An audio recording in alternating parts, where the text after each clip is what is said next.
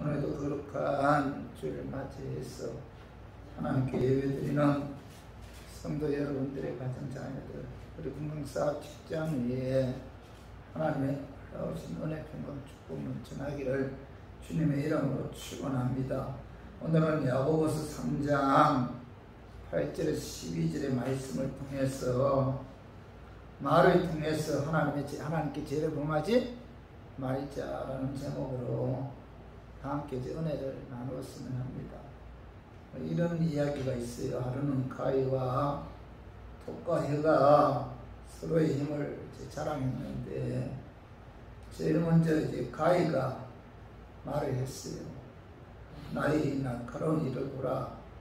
내가 가기만 하면 세상에 아무리 질긴 천이라도 다 잘려준다 라고 말을 하면서 시댔어요.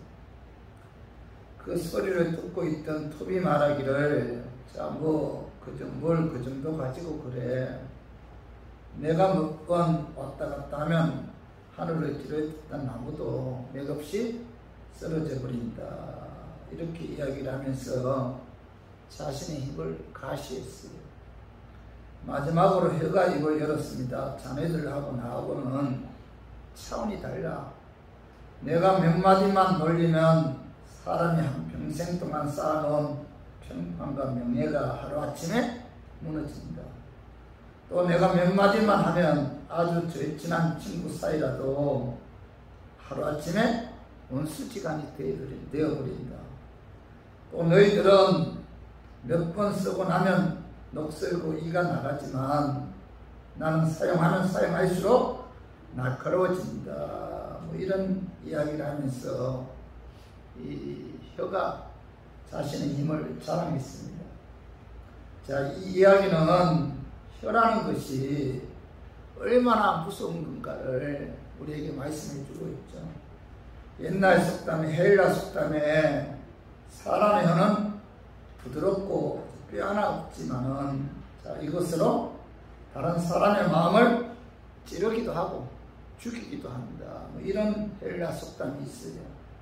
오늘 본문에서도 야고보는 이 혀에 관해서 여러 가지 경고를 하고 있는데, 오늘 그 야고보서 3장 2절 우리 한번 읽어봐요. 야고보서 3장 2절. 우리가 다 실수가 많으나, 만일 말에 실수가 없는 자라면 곧 온전한 사람이라. 능히 온 몸도 굴려 씌우리라. 오늘 야고보 기자는 뭐죠? 자, 우리가 실수가 많은데, 특히 자, 말에 실수가 없는 자는 뭐라고 말씀하고 있죠? 온전한 사람. 온전한 사람이 누구예요? 말에 실수가 없는 사람이 온전한 사람이다. 이렇게 말씀하고 있고, 여러분, 말에 실수가 없는 사람이, 자, 하나님 보실 때 온전한 사람이고 성숙한 그리스도인이라는 거죠. 성도 여러분, 완전한 사람 아무도 없잖아요. 우리는 실수를 많이 하고, 특히 말로 실수를 많이 하면서 우리가 살아가고 있죠. 또 말을 통해서 우리가 하나님께 많은 죄를 범하고, 또 말을 통해서 많은 사람들에게 상처를 주면서 우리가 살아가고 있는데, 여러분, 그래서 우리 지체 중에서 가장 죄를 많이 범하는 것이 바로 뭐예요? 혀죠, 혀. 말입니다, 말. 그래서 야고보서 3장 6절에 봐봐요. 자, 혀는 곧 불이요, 불의의 세계라. 혀는 우리 지체 중에서 온몸을 더럽히고 삶의 수레바퀴를 불사르나니 그 사르는 것이 지옥불에서 나누리라. 이 야고보 기자는, 자, 사람의 혀는 불과 같다. 불을 잘 사용하면은 굉장히 유익하죠. 그러나 불을 잘못 사용하게 되면은, 자, 삶 전체를 태워버리거나 건물을 태워버리는 이런 엄청난 위험을 우리에게 준다는 겁니다. 마찬가지로 혀를 잘 사용하면은 하나님을 찬미하여 영광 돌릴 수가 있고, 또 혀를 잘 사용하면은 복을 받기도 하죠. 자, 잠언 13장 2절 봐봐요. 자, 사람이 입의 열매로 인하여 자, 복록을 누리거니와 마음이 괴수한 자는 강포를 당하느니라. 이렇게 말씀하고 있는데, 사람의 입에서 나오는 말로, 그죠? 복을 누린다. 이렇게 말씀하고 있죠. 그리고 잠언 18장 20절, 자, 한번 읽어봐요. 사람의 입에서 나오는 열매로 말미암아 배부르게 되나니 곧 그의 입술에서 나는 것으로 말미암아 만족하게 되느니라. 이렇게 말씀하고 있죠. 잠언 기자는 사람의 입에서 나오는 열매로 말미암아 배부르게 됩니다. 그 입술에서 나는 것으로 말미암아 복되고 영화로운 삶을 산다. 이렇게 말씀하고 있죠. 그만큼 여러분, 우리가 이 말이 굉장히 중요하다는 거죠. 말, 그죠? 그리고 혀를 여러분 잘못 사용하게 되면은 온몸을 멸망시키는 그런 위험이 있다는 거죠. 그 말씀이, 자, 잠언 15장 1절 봐봐. 유순한 대답은 분노를 시게 하여도 가격한 말은 너를 격동하느니라. 가격한 말을 너를 격동하지만 유순한 말은 뭐예요? 그죠? 그 분노를 시게 한다. 그만큼 뭐예요? 말이 참 중요해요. 말. 이제 우리 지치 중에서 가장 무서운 게 뭐예요? 혀죠. 말이다. 자, 잠언 20장 19절 봐봐요. 두루 다니며 함담하는 자는 남의 비밀을 누설하나니 입술을 벌린 자를 사귀지 말지니라. 이렇게 말씀하고 있죠. 두루 다니며 함담하는 자는 남의 비밀을 누설하기 때문에 그런 자와 사귀어서는 안 된다. 그죠? 잠언 10장 19절도 말이 많으면 허물을 면기 어려우나 그 입술을 제어하는 자는 지혜가 있느니라. 이렇게 말씀하고 있죠. 그죠? 그러니까 입술을 우리가 잘 절제해야 돼. 말을 절제해야 돼. 말을 절제하는 자에게 뭐예요? 지혜가 있어요. 지혜 있는 자는 뭐예요? 말을 함부로 하지 않아요. 내가 하고 싶은 말을 그대로 내뱉지 않는다는 겁니다. 그런 자가 뭐예요? 지혜로운 자. 지혜로운 자는 여러분 말을 함부로 하지 않아요. 오늘 야고보 기자도 자, 이 말에 관해서 경고하고 있죠. 말에 관해서 경고하고 있는데 야고보서 3장 자, 이 3절 봐봐요. 자, 우리가 다 실수가 많으니 말에 실수가 없는 자라면 곧 온전한 사람이라. 능히 온몸도 굴리 씌우니라. 자, 우리가 말들의 입에 재갈 물리는 것은 우리에게 순종하게 하려고 그 온몸을 제어하는 것이라. 야고보 기자는 자, 우리가 다 실수가 많다. 그런데 말에 실수가 없는 자는 곧 온전한 사람이다. 그러므로 3절 봐봐요. 우리가 아이들의 입에 재갈 물리는 것은 이렇게 말씀하고 있죠. 자, 말에 실수가 없는 자는 온전한 사람이기 때문에 이 말에다 혀에다 뭘 물리라는 거예요? 재갈 물리는 자. 그러니까 말을 절제해야 된다. 말을 제어해야 된다. 하고 싶은 말을 그죠? 다 해서는 안 된다는 거죠. 그래서 저는 오늘 본문 말씀을 통해서 어떻게 하면은 우리가 하는 말이 하나님 기뻐하는 아름다운 말을 할 수 있는지 그 근본적인 해결책이 무엇인지 알아보고 여러분 우리가 깨달아서 하나님 기뻐하는 말, 남에게 상처 주지 않는 말, 덕스러운 말, 선한 말을 하는 저와 우리 교인들이 되었으면 하는 그런 마음에서 제가 오늘 이 말씀 준비했습니다. 말씀 전가할 때 악한 마귀는 나사렛 예수 이름으로 떠나고 성령 하나님께서 함께 하심으로 성령님의 역사에 의해 깨닫는 그런 은혜가 임하기를 주님의 이름으로 축원합니다. 하나님이 기뻐하는 말, 남에게 상처 주지 않는 말, 선한 말, 특스러운 말을 함으로 자, 혀로 죄를 범하지 않기 위해서는 자, 첫 번째로 혀는 우리 지체 중에서 가장 무서운 지체이며 혀를 능히 기들일 수 있는 사람이 없으므로 말을 함부로 하지 않도록 이 입술에 손을 세워 달라고. 하나님께 뭐예요? 기도해요. 기도. 우리가 하나님 기뻐하는 그런 말을 하기 위해서는, 그죠? 하나님께 기도해야 됩니다. 내 입술에 파수꾼을 세워달라. 이 우리의 지체 중에서 가장 무서운 것이 바로 혀이기 때문에, 또 혀는 길들일 수 있는 그런 사람이 없어요. 하나님만이 우리의 그 혀를 길들일 수 있기 때문에, 그 하나님께 내 입술에 파수꾼 세워달라 기도해야만이 하나님 기뻐하는 그런 말을 할 수가 있다. 그 외에는 방법이 없다는 거예요. 그 말씀을 봐봐요. 야고보서 3장 7절 8절 봐봐요. 이런 종류의 짐승과 여러 종류의 짐승과 새와 벌레와 바다의 생물은 다 사람이 길들일 수 있고, 그죠? 길들여 왔거니와, 혀는 뭐예요? 능히 길들일 사람이 없나니 쉬지 아니하는 악이요 죽이는 독이 가득한 것이라. 이렇게 말씀하고, 야고보 기자는 뭐예요? 혀는 우리의 지체 중에서 가장 무서운 지체다. 혀는 길들일 수 있는 사람이 없다.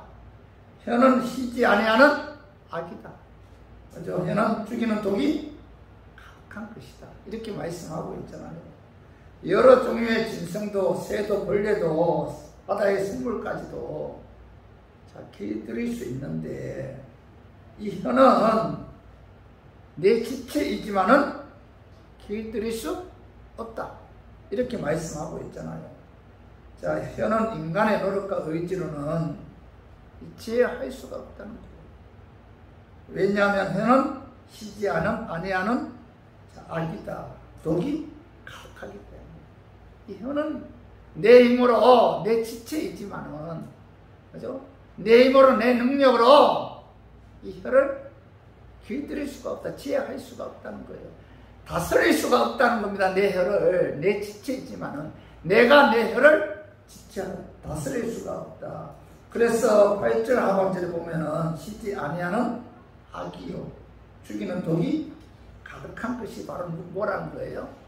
혀다. 이렇게 말씀하고 있죠. 혀는 계속해서 악을 쏟아낸다는 겁니다. 혀는 제어하기 어렵고 어려운 악이고, 게다가 혀는 죽이는 독이 가득하다. 그죠? 독사의 독과 마찬가지로 혀는 정오와 죽음을 좌지우지하는 현담의 그 독을 붓고 있다는 거죠. 그래서 아무도 혀를 길들일 수가 없다. 그만큼 혀는 무서운 지체다.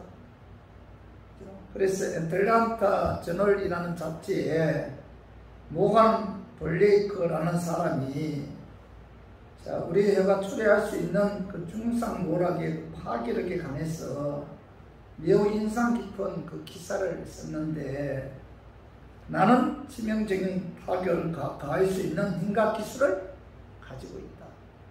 나는 죽이지 않고도 승리할 수 있다. 나는 가정과 교회와 국가를 파괴한다. 나는 수많은 사람들의 인생을 파괴하였다.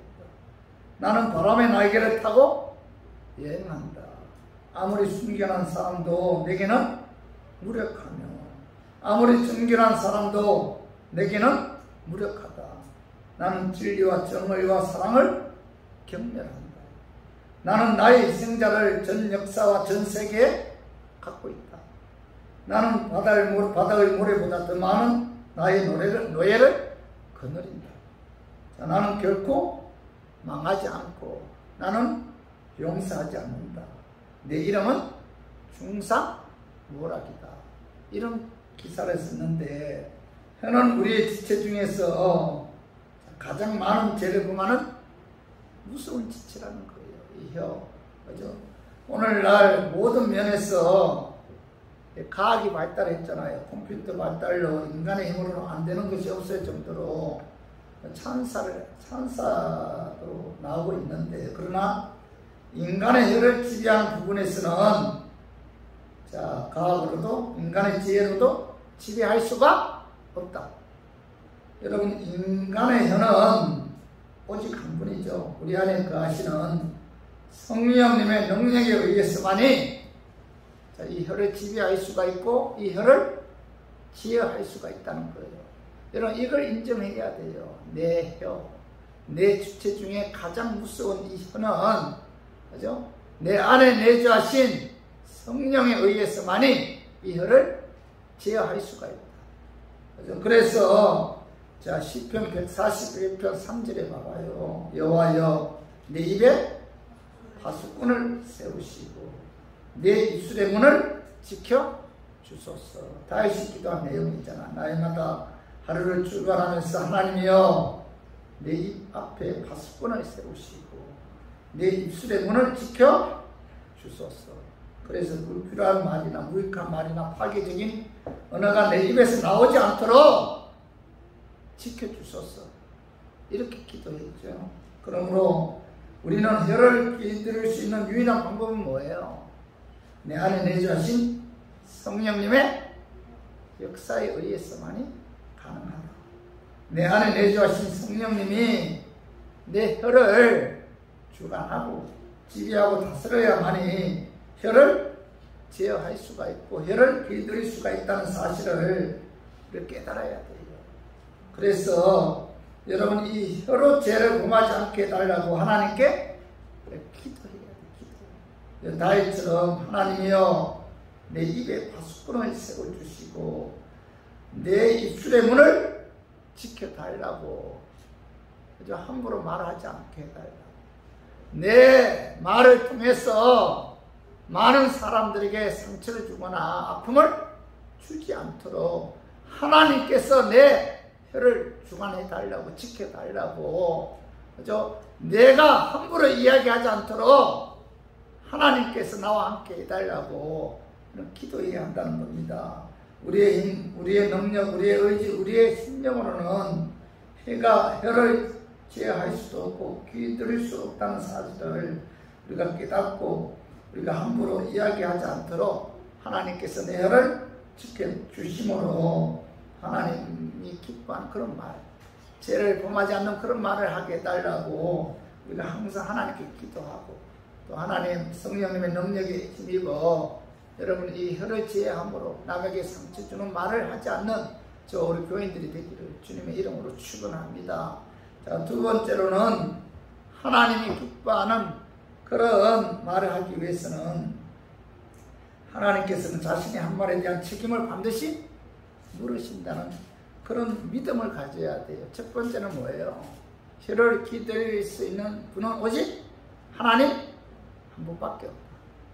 예?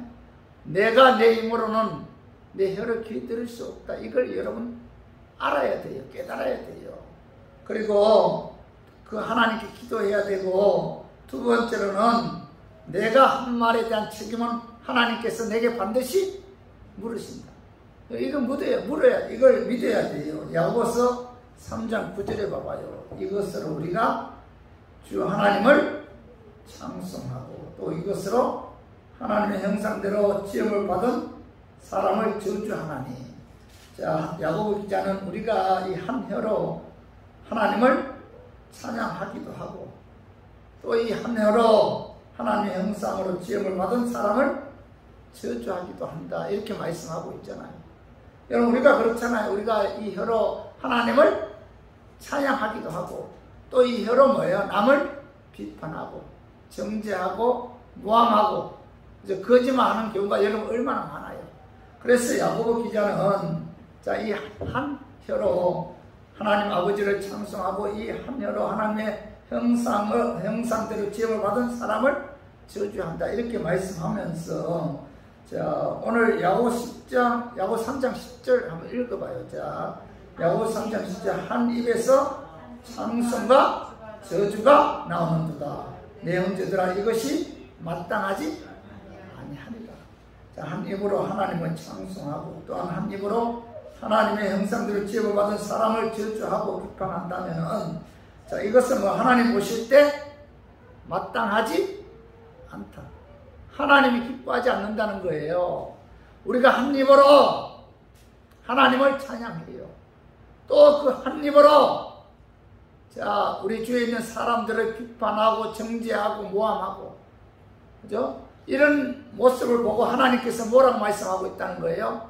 내가 보기에 그것은 마땅하지 않다. 이렇게 말씀하고 있는데, 여러분, 마땅하지 않다는 것은 뭐예요? 하나님께서는 그가 한 말에 대해서 책임을 물으신다. 그런 뜻이에요. 그냥 하나님께서 마땅하지 않다. 이걸 끝나는 것이 아니고, 하나님께서 마땅하지 않다는 것은 그가 한 말에 대해서 그에게 책임을 물으신다는 거예요.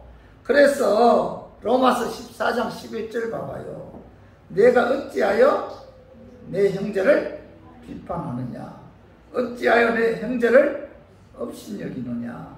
우리가 다 하나님의 심판대 앞에 서리라. 자, 11절에 기록되었으되 주께서 이르시되 내가 살았노니 모든 무릎이 내게 꿇을 것이요 모든 혀가 뭐죠? 하나님께 자백하리라 하였느니라. 이렇게 말씀하고 있잖아요. 자, 우리가 언젠가는 하나님의 심판대 앞에 서게 되는데, 그때 뭐예요? 우리가 한 말에 대해서 하나님 앞에 자백한다. 그러므로 우리가 하나님 앞에 서서 하나님의 심판대 앞에 섰을 때 하나님께서는 우리가 한 말에 대해 반드시 심판하기 때문에 우리가 뭐 남을 비판하거나 남을 업신여겨서는 안 된다. 우리가 남을 업신여기거나 남에 관해서 이렇게 저렇게 비판하게 되면은 반드시 하나님 보좌 앞에 섰을 때 내가 한 말에 대해서 책임을 물으신다. 자백하게 한다. 이렇게 말씀하고 있잖아요. 그리고 로마서 14장 12절에서 13절을 한번 봐봐. 이러므로 자, 우리 각 사람이 자기 일을 하나님께 직보하리라. 그런즉 우리가 다시는 서로 비판하지 말고 도리어 부딪힐 것이나 그칠 것을 형제 앞에 두지 아니하도록 주의하라. 자, 우리가 하나님 앞에 직보하기 때문에 다시는 서로 비판해서는 안 된다. 이렇게 말씀하고 있죠. 하나님 보좌 앞에 섰을 때 내가 한 말에 대해서 내가 하나님 앞에 뭐예요? 내가 이런 말을 했습니다. 직고하는 직고. 내가 누구누구를 비판했고 내가 누구누구에 관해서 정죄했고 내가 이런 면에서 거짓말했다. 내가 거룩하신 하나님 앞에 직고한다. 내가 한 말에 대해서. 그렇기 때문에 사도 바울은 뭐라고 말씀하고 있죠? 자, 여기 다시는 서로 비판하지 말라. 이렇게 말씀하고 있습니다. 그러므로 우리 교인들은 자, 하나님의 심판대 앞에서 내가 한 말에 대해 하나님 앞에 직고한다는 사실을 우리가 믿어야 돼요. 그리고 뭐죠? 우리가 남을 비판하거나 정죄하지 말아야 됩니다. 언젠가는 우리 교인들도 하나님 보좌 앞에 서는 그날이 와요. 그때 내가 이 땅에 살면서 비판하고 정죄하고 모함하고 거짓말하고 말로 많은 사람들에게 상처를 주고 아픔을 준 그것에 대해서 하나님께 직고합니다. 하나님께서 거기에 대해서 반드시 책임을 물으신다는 사실을 깨닫고 여러분 절대로 남을 비판하는 그런 말 해서는 안 돼요. 정죄하는 말을 했어도 안 된다. 남에게 상처를 주는 그런 말을 했어도 안 된다라는 사실을 우리가 믿어야 깨달아야 돼요. 자, 잠언 18장 21절 한번 읽어봐요. 죽고 사는 것이 자, 혀의 힘에 달렸나니 혀를 쓰기 좋아하는 자는 혀의 열매를 먹으리라. 자, 죽고 사는 것이 자, 혀의 힘에 달렸다는 것은 뭐예요? 혀의 영향력이 굉장히 크다.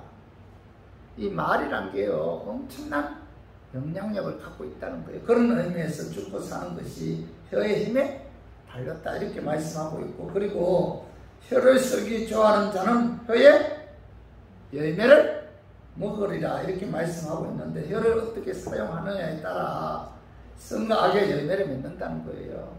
혀를 쓰기 좋아하는 사람은 그가 말한 대로 열매를 맺는다. 그가 말한 대로 거둔다는 거예요. 원망의 말, 불평의 말, 저주의 말, 더러운 말은 자기를 얽매여서 말한 대로 끌고 간다는 겁니다. 내가 한 말이 씨가 된다는 씨. 그래서 여러분들 우리가 신앙생활 하는 데 있어서 이 혀의 영향력은 굉장히 무서운 것이기 때문에 여러분 말을 할 때 항상 먼저 뭐예요? 생각하고 말을 해야 돼요. 생각하고. 아무렇게나 함부로 이야기해서는 안 된다는 겁니다. 말을 함부로 해서는 안 된다는 거예요. 자, 민수기 14장 1절 이하에 보면은, 자, 이스라엘 백성들이 애굽에서 나와서 바란 광야의 그 가데스라는 곳에 이르러요. 그때 이 모세가 각 지파에서 한 명씩 뽑아서 12명을 가나안 땅에 보내서 정탐하게 합니다. 근데 12명의 정탐꾼들 중에 그들이 그 40일 동안 가나안을 정탐하고 나서 모세가 이스라엘 백성들에게 이제 보고하는데, 그죠? 12명의 정탐꾼 가운데 10명의 정탐꾼은, 자, 가나안 땅에 사는 사람들은 네피림 후손인 아낙 자손이다. 우리는 그 땅을 차지할 수가 없다. 자, 우리는 그것들에 비해서 메뚜기와 같다. 이렇게 보고해요. 그래서 10명의 정탐꾼들의 보고를 들은 이스라엘 백성들은 밤새도록 통곡하면서, 자, 모세와 아론을 원망합니다. 자, 민수기 14장 1절에서 4절 한번 읽어봐요. 자, 온 대중이 소리를 높여 부르짖으며 백성이 밤새도록 통곡하였더라.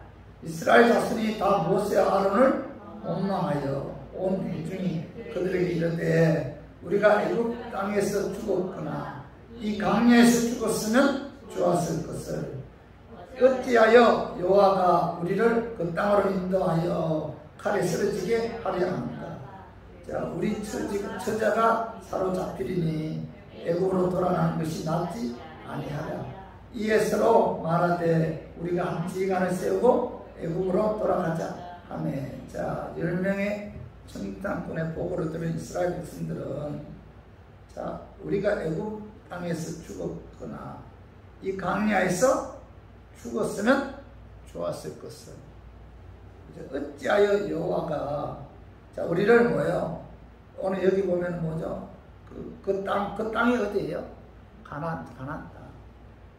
어찌하여 여호와가 우리를 가나안 땅으로 인도해서 칼에 쓰러지게 하려 하는가? 자, 모세 대신 다른 지도자를 세워서 애굽 땅으로 돌아가자. 이렇게 이야기하면서 뭐예요? 하나님을 원망하고 모세를 원망해요. 자, 그런데 그때 하나님께서 이스라엘 백성들이 원망하는 그 이야기를 다 듣고 계셨다는 거죠. 그 말씀이 민수기 4장 28절 한번 읽어봐요. 그들에게 이르기를 여호와의 말씀에 내 삶을 두고 맹세하노라. 너희 말이 내 귀에 들린 대로 내가 너희에게 행하리라. 자, 여호와의 말씀에 내 삶을 두고 맹세하노라. 너희 말이, 자, 이스라엘 백성들이 하나님과 모세를 향해서 원망한 너희들의 말이 내 귀에 들린 대로, 자, 내가 너희에게 행하리라. 이렇게 말씀하고 있잖아요. 내 귀에 들린 대로 내가 너희에게 행하리라. 자, 이 가나안 땅을 압평한 10명의 정탐꾼은, 자, 하나님께서 그 자리에서 죽여버립니다. 내가 내 귀에, 너희 말이 내 귀에 들린 대로 내가 너희에게 행하리라. 그 첫 번째 행한 것이 뭐예요? 10명의 정탐꾼을 그 자리에서 다 죽여버립니다. 그 말씀이 민수기 14장 36절, 37장 읽어봐요. 모세의 보냄을 받고 땅을 정탐하고 돌아와서 그 땅을 합평하여 온 회중이 모세를 원망하게 한 사람, 곧 그 땅에 대해서 합평한 자들을 여호와 앞에서 재앙으로 죽었고, 그죠? 자, 10명의 정탐꾼에 의해서, 자, 이스라엘 백성들이 하나님과 모세를 원망했잖아. 그런데 하나님께서는 그들의 그 원망 소리를 듣고 모세를 원망하게 한 사람, 곧 그 땅에 대하여 악평한 자들을 여호와 앞에서 재앙으로 하나님께서 뭐예요? 죽였다. 이렇게 말씀하고 있죠. 그죠? 그리고 10명의 정탐꾼의 보고를 듣고 원망한 이스라엘 백성들은 하나님께서 예비해 놓으신 가나안 땅에 들어가지 못하고, 그죠? 강야에서 다 죽임을 당합니다. 그 말씀이 봐봐요. 민수기 14장 32절 봐봐요. 너희의 시체는 이 강야에서 엎드러질 것이요. 그 당시에 10명의 정탐꾼의 그 악평을 들은 이스라엘 백성들은 뭐예요? 하나님의 진노에 의해 그들은 가나안 땅에 들어가지 못하고 강야에서 다 죽음을 당합니다. 그죠? 40년 동안 강야를 배회하다가 강야에서 다 죽임을 당합니다. 그럼 가나안 땅에 들어간 이스라엘 백성들은 누구예요? 누굽니까? 강야 40년 동안 배회하다가 그때 태어난 자들, 그 20대 이하 그런 분들은 가나안 땅에 들어가요. 그러나 그죠? 그 10명의 악평을 한 정탐꾼에 의해서 하나님과 모세를 원망한 그들은 뭐예요? 강야에서 다 죽음을 다 가나안 땅에 들어가지 못해요. 그죠? 그리고 그 자손들에게도 고통을 가해주는데, 오늘 민수기 14장 33절에 34절 봐봐요. 너희의 자녀들은 너희 만약한 죄를 지고 너희의 시체가 강야에서 소멸되기까지 40년을 강야에서 방황하는 자가 되리라. 너희는 그 땅을 정탐한 날수인 40일의 하루를 1년으로 쳐서 그 40년간 너희의 죄악을 담당할지니 너희는 그제서야 내가 싫어하면 어떻게 되는지를 알리라 하셨다. 이 말씀은 며칠이면 가나안 땅에 들어갈 그런 거리인데, 그들은 뭐예요? 40일 정탐했잖아요. 40일을 하루로 쳐서, 그죠? 40년, 40일의 하루를 1년으로 쳐서 40년 동안 강야에서 방황하게 했다는 겁니다. 그만큼 하나님께서는 뭐예요? 우리의 하는 이야기 다 듣고 계십니다. 남을 원망하고, 남을 비판하고, 정죄하고, 모함하고, 거짓말 하고 있는 그 모든 것을 하나님께서는 다 듣고 계시고, 거기에 따라 합당한 심판을 하신다는 거죠. 그렇기 때문에 우리 교인들은 하나님께서 우리가 말하는 것을 다 듣고 계시며 우리가 말한 대로 반드시 시행한다는 사실을 깨닫고, 아무리 화가 나도 말을 함부로 해서는 안 된다는 겁니다. 그죠? 우리가 다른 사람을 저주하는 것은 그 사람을 창조하신 하나님을 저주하는 것이기 때문에 우리가 절대로 말을 통해서 남을 비판하거나 모함하거나 저주하지 말아야 됩니다. 하나님께서는 내가 한 말에 대해 반드시 책임을 지우신다는 사실을 깨닫고, 우리 교인들은 항상 뭐예요? 감사하는 말, 그죠? 그리고 항상 하나님 기뻐하는 그런 말을 해야지. 말이 씨가 되는 경우가 많잖아요. 그죠? 특히 우리나라 사람들은 죽겠다는 말을 참 많이 하죠. 죽겠다. 그죠? 배고파 죽겠다 하잖아요. 그 다음에 배불러 죽겠다, 미워 죽겠다, 좋아 죽겠다, 추워 죽겠다, 더워 죽겠다, 서러워서 죽겠다, 무서워 죽겠다, 아이고 죽겠다. 죽겠다는 말을 얼마나 많이 합니까? 그리고 자녀들에게 때려 죽일 놈, 이런 저주의 말을 함부로 하는 경우도 많잖아요. 그죠? 우리가 말한 대로 하나님께서 그들을 시행하기 때문에 자녀들에게 여러분 함부로 이야기하면 안 돼요. 미친놈, 이런 식으로. 그죠? 여러분, 말이 씨가 되는 말, 하나님께서 그 말을 듣고 그 말대로 뭐예요? 시행합니다. 그래서 말 함부로 하면 안 돼요. 특히 자녀들에게. 왜 말을 함부로 합니까? 그렇게 하나님께서 말한 대로 시행하면은 누가 더 괴로워요? 부모가 더 괴롭잖아요. 그럼 말을 함부로 하면 안 돼요. 그 말은 그 사람의 성품이나 신앙의 성숙도를 나타내는 가장 쉬운 표현 방법이죠. 그 사람이 어떤 사람인지 알 수 있는 쉬운 방법은 그가 하는 말을 통해서 알 수가 있다는 겁니다. 말 속에 그 사람의 생각이나 인격, 삶 등이 담겨있기 때문에 말을 들어보면 그 사람의 믿음을 알 수가 있고, 말을 들어보면은 그가 하나님을 얼마나 잘 믿는지 알 수가 있다는 겁니다. 그래서 말은 그 사람의 신앙과 인격의 성숙도를 나타내므로, 여러분 우리들은 뭐예요? 항상 말을 조심해야 돼. 말. 남을 칭찬하고, 그죠? 남에게 좋은 말, 좋은 말을 해야지. 좀 마음에 들지 않는다고, 그죠? 우리가 함부로 원망하거나 그를 불평해서는 안 된다라는 사실을 여러분 우리가 마음에 새겨야 돼요. 그 같은 말을 3,000번 이상 하면은 그 사람이 그 말이 그 사람을 얽어맨다, 이런 이야기가 있어요. 계속 같은 말만 들어봐요. 그죠? 그 말에, 그죠? 그 말이 그 사람을 얽어매기, 이단들의 특징 가운데 하나가 뭐예요? 계속 같은 말을 반복하는 거예요. 처음에는 아니다 싶어도 자꾸 듣게 되면 뭐예요? 그런 것 같다는 거예요.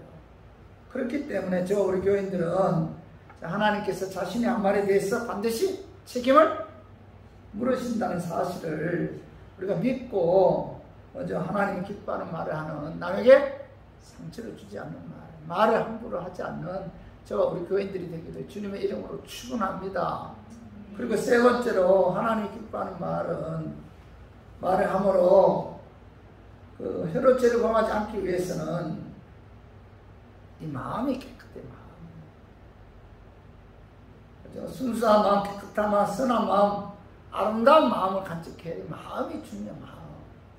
마음에서 뭐가 나와요? 말이 나오죠. 말. 그죠? 그래서 야고보 3장 11절, 샘이 한 구멍으로 어찌 단물과 썬물을 내겠느냐. 야고보 2장 샘이 한 구멍으로 어찌 단물과 썬물을 낼 수 있느냐, 그런 뜻이잖아요. 여기서 샘이 의미하는 것은 우리의 마음이죠. 마음. 그 단물과 썬물은 뭐 우리 입에서 나오는 말이죠. 말이. 샘의 근원이 짜면은 짠물이 나올 수가 없고, 샘의 근원이 닿으면 단물이 나올 수 없듯이 마음이 선하면 뭐예요? 선한 말이 나오고, 마음이 악하면 악한 말이 나온다. 여러분 그렇잖아요. 내 마음에 의해서 뭐예요? 그의 말이 나오잖아요. 마음속에 있는 것을 입 밖으로 내는 것이 말이기 때문에, 말은 뭐예요? 마음의 결과죠. 결과. 그 원인은 마음이죠. 마음.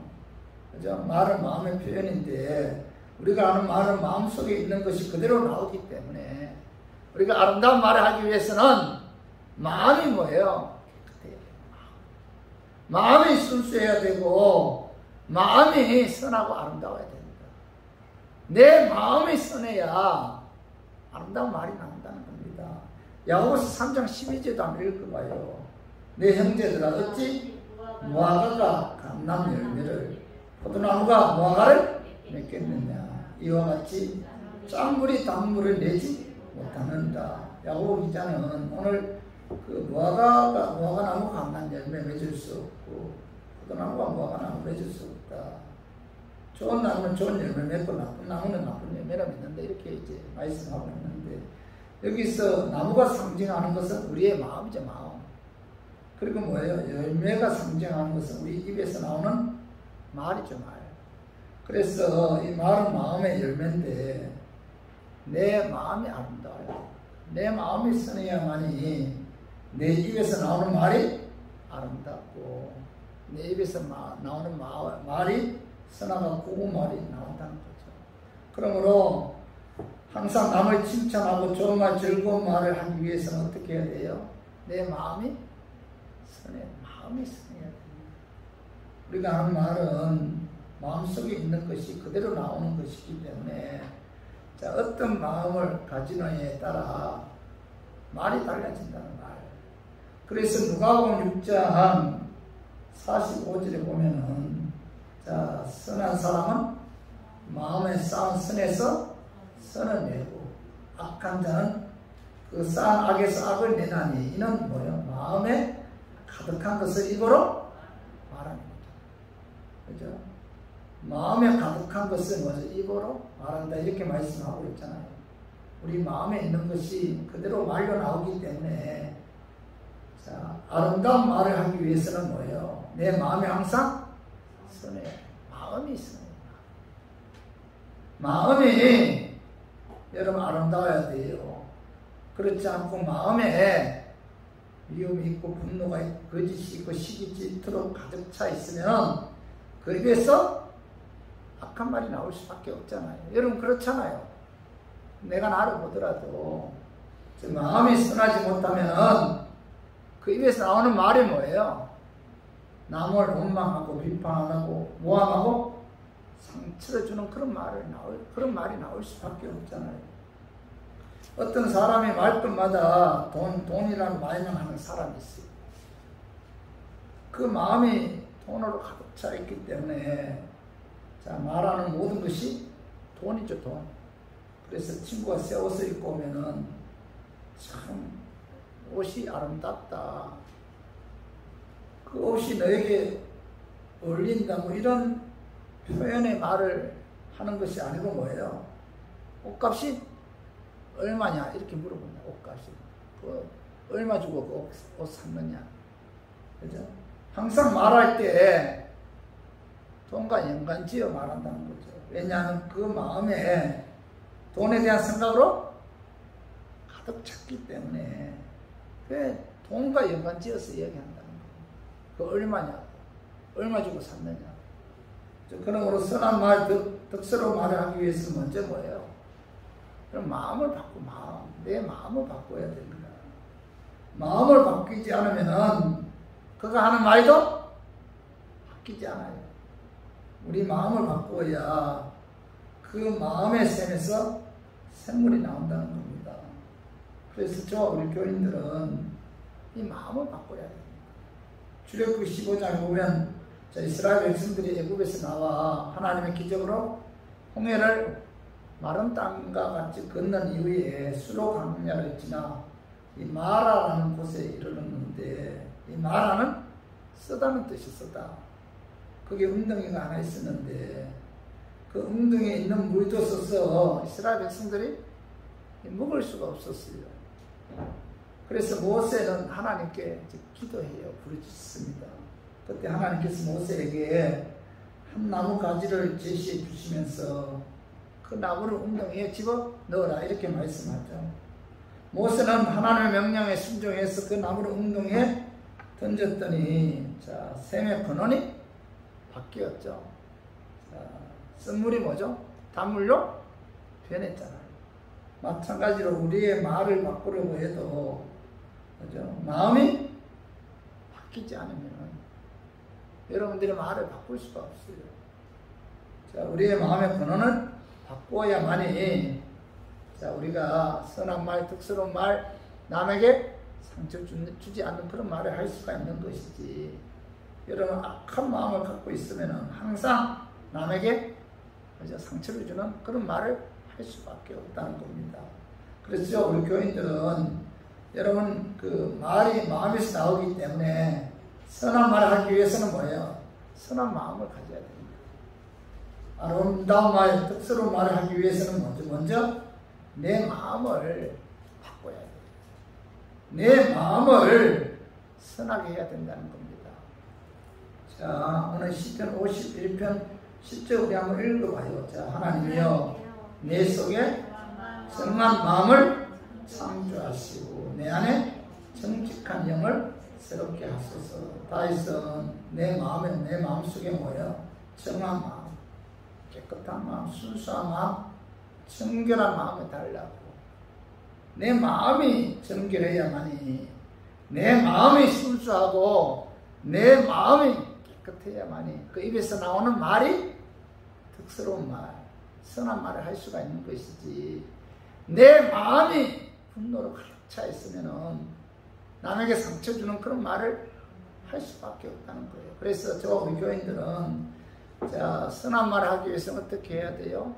내 마음을 갈아엎어야 돼.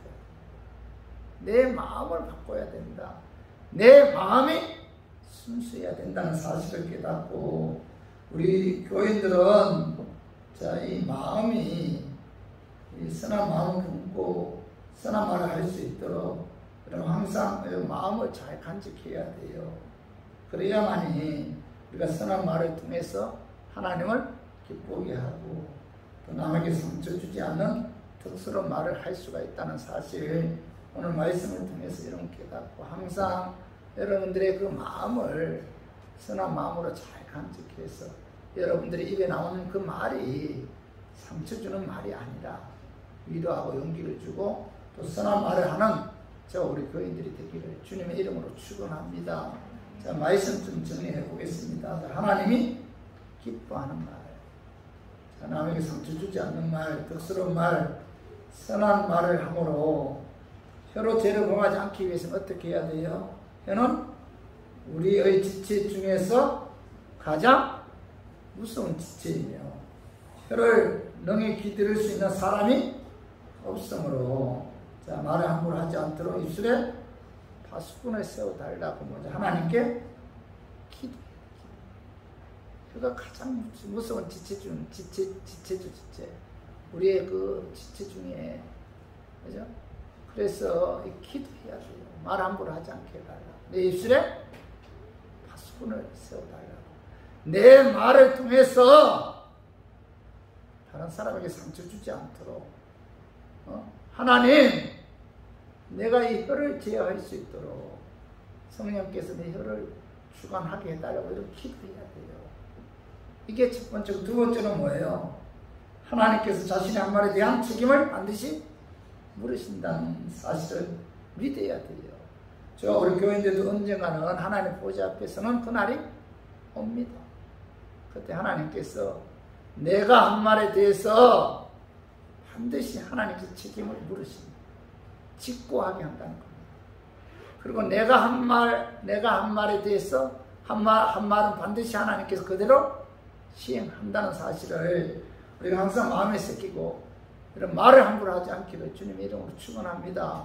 그리고 세 번째는 뭐예요? 하나님 기뻐하는 말을 하기 위해서는 순수한 마음, 깨끗한 마음, 선한 마음, 아름다운 마음을 여러분 간직해야 돼요. 내가 한 말은 내 마음의 열매죠. 아름다운 마음을 간직해야만이 우리가 상처 주지 않는 그런 말, 하나님 보실 때 아름다운 그런 말, 하나님 기뻐하는 말을 할 수가 있다. 오늘 이 세 가지 이런 마음에 좀 새기고, 우리 교인들은 말을 통해서 하나님을 기쁘게 하는, 또 말을 통해서 죄를 범하지 않는 우리 교인들이 되기를 주님의 이름으로 축원합니다.